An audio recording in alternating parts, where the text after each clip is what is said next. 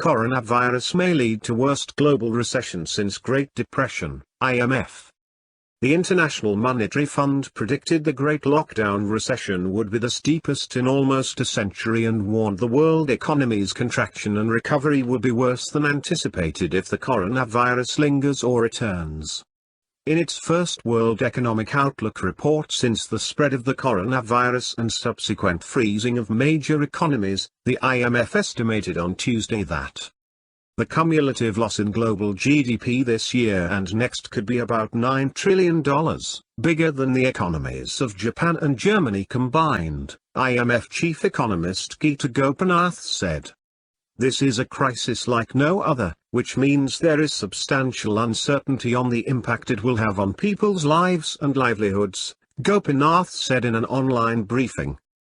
The coronavirus pandemic will plunge the global economy into its worst recession since the Great Depression, the International Monetary Fund predicted Tuesday.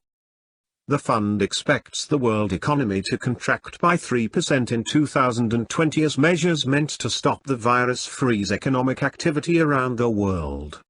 That's a much steeper drop than 2009, when the economy shrank 0.7% amid the global financial crisis.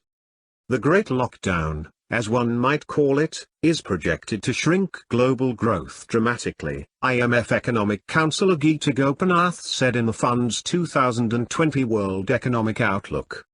Much worse growth outcomes are possible and maybe even likely.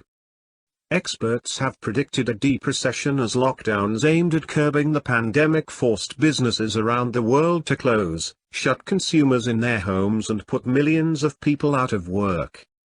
If the virus crisis wanes in the second half of this year, the IMF expects the global economy will grow 5.8% in 2021 as a recovery starts with help from governments and central banks.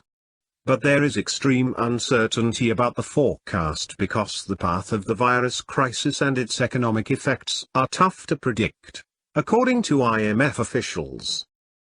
Many countries face a multi-layered crisis comprising a health shock, domestic economic disruptions, plummeting external demand, capital flow reversals, and a collapse in commodity prices,